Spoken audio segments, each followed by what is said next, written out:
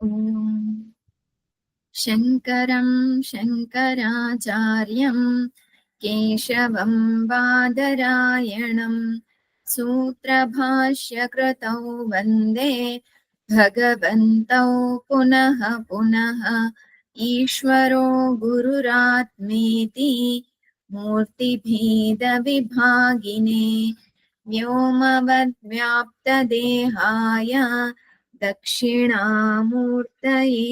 नमः. శ్రీమద్ భగవద్గీత 2వ అధ్యాయం 14వ శ్లోకం. ముందు శ్లోకంలో ఆత్మ మార్పు లేనటువంటిది, ఆత్మ నిత్యం అనేటటువంటి విషయాన్ని భగవంతుడు చెప్పాడు. ఆత్మ నిత్యమని అర్థం చేసుకున్న తరువాత కూడా అర్జునుడిలో భీష్మ ద్రోణాదుల యందు ఉన్నటువంటి తాదాత్మ్యంతో దుఃఖం అనేటువంటిది ఇంకా తొలగిపోలేదు. ఎవరైతే బ్రహ్మను తెలుసుకున్నారో వారు ఈ అనాత్మ విషయాల కోసం దుఃఖించడం అనేటటువంటిది సరైనది కాదు. మరేం చేయాలి? ప్రారబ్ధవశాత్తు ఏదైతే జరుగుతుందో దాన్నంతటినీ కూడా సహించగలగాలి. ప్రారబ్ధంలో సుఖం కలిగినా దుఃఖం కలిగినా వీటన్నింటినీ కూడా సహించగలిగేటటువంటి సామర్థ్యం ఉండాలి.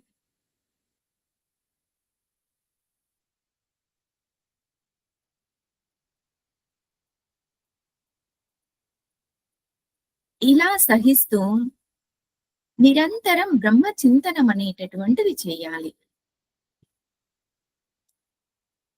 ఆ విషయాన్ని భగవంతుడు తరువాతి శ్లోకంలో తెలియజేస్తున్నాడు. మాత్రా స్పర్శాస్తు కౌంతేయ శీతోష్ణ సుఖ దుఃఖదాః ఆగమాపాయినో నిత్యాః తాన్ స్థితిక్షస్వ భారత. మాత్రాః స్పర్శాః ఓ కౌంతేయ, కౌంతేయ కుంతి పుత్ర. మాత్రాః స్పర్శాః, మాత్రాః అనగా ఇంద్రియ విషయాల ద్వారా తెలుసుకునేటటువంటివి. ఏంటి విషయాలు? శబ్ద స్పర్శ రూప రస గంధాది విషయాలు. కేవలం జ్ఞానేంద్రియాలు మాత్రమే కాదు, కర్మేంద్రియాలు కూడాను. జ్ఞానేంద్రియ విషయాలు అలాగే కర్మేంద్రియ విషయాలు. ఈ విషయాలన్నీ కూడా ఏమిస్తున్నాయి? శీత ఉష్ణ. చలి ఎక్కువగా ఉంది అనుకోండి, మనకు చలి కావలసినంత చలి ఉంది అనుకోండి, సుఖం కలుగుతుంది. కావలసిన దానికంటే ఎక్కువ చలి ఉంది అనుకోండి, దుఃఖం కలుగుతుంది. వేడి కావలసిన సమయంలో వేడి కావాలి అన్నప్పుడు వేడి ఉంది అనంటే సుఖం కలుగుతుంది. వేడి మరీ తీవ్రంగా ఉన్నప్పుడు దుఃఖం కలుగుతుంది. ఈ ఇంద్రియాలు ఇంద్రియ విషయాలతో సంబంధం ఏర్పరచుకున్నప్పుడు సుఖ దుఃఖాలు అనేటటువంటివి ఏర్పడుతూ ఉన్నాయి. ఇక్కడ ఒక ప్రశ్న ఉద్భవిస్తుంది. ఏంటి అనంటే, ఇంద్రియాలు ఇంద్రియ విషయాలతో సంయోగం ఏర్పడటం అనేటటువంటిది నిత్యం. ఇంద్రియాలు ఎప్పుడు కూడా ఇంద్రియ విషయాలతో కలయిక అనేటువంటిది ఏర్పరచుకుంటాయి. ఇది నిత్యం. మరి వాటి నుంచి లభించే సుఖ దుఃఖాలు కూడా నిత్యం కదా. అటువంటప్పుడు ఆత్మను తెలిసినటువంటి వారు వీటిని కాకుండా ఆత్మ అనుసంధానం ఎలా చేస్తారు?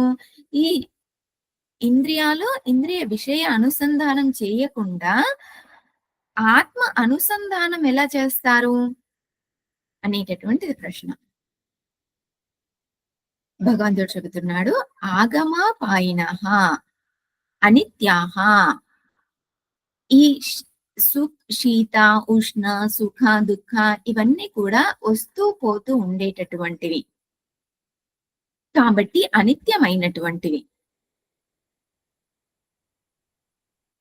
ఈ అనిత్యమైనటువంటివి సుఖాన్ని ఇచ్చినా, దుఃఖాన్ని ఇచ్చినా కూడా సహనము, ఓర్పును కలిగి ఉండాలి.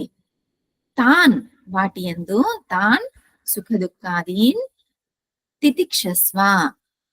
తితిక్ష అనగా సహనం, ఓర్పు కలిగి ఉండాలి. ఓ భారత, భారత అనగా భా బ్రహ్మ విద్యాయాం బ్రహ్మ విద్యాం తస్యాం ఏవ రమతే ఇది భారత అన్నారు. ఎవరైతే బ్రహ్మ విద్య యందు రమిస్తారో వారిని భారత అంటున్నారు.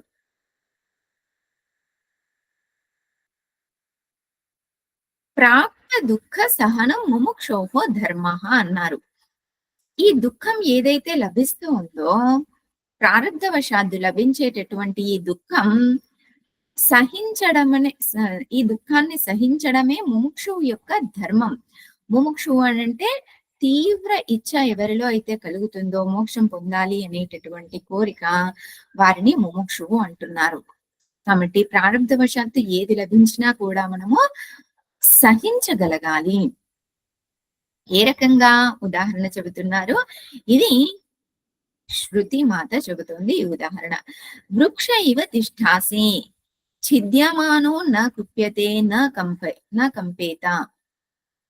వృక్ష ఇవ, వృక్షము చలికి, ఎండకి, వానకి వీటన్నింటికి కూడాను అలాగే ఉంటుంది, ఎటువంటి స్పందన లేకుండా.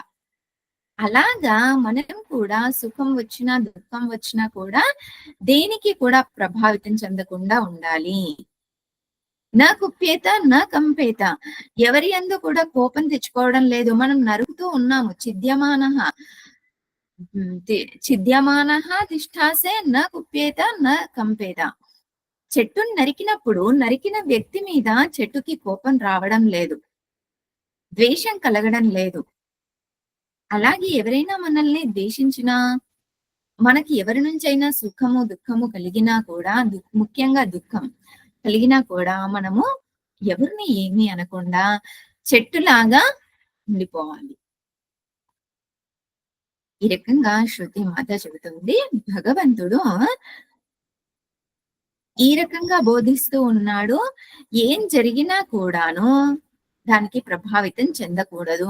ఎందుకు అనంటే ఇవన్నీ కూడా అనిత్యమైనటువంటివి. అనిత్యమైనటువంటివి ఏవి కూడా నేను కాదు. నేను కానప్పుడు దేనికోసం ఇంకా నేను సుఖాన్ని, దుఃఖాన్ని పొందుతాను? సుఖ దుఃఖాలకి నేను ప్రభావితం చెందకూడదు. ఓం పూర్ణమదః పూర్ణమిదం పూర్ణాత్ పూర్ణముదచ్యతే పూర్ణస్య పూర్ణమాదాయ పూర్ణమేవావశిష్యతే. ఓం శాంతి శాంతి శాంతి. హరి ఓం శ్రీ గురుభ్యో నమః. హరి ఓం.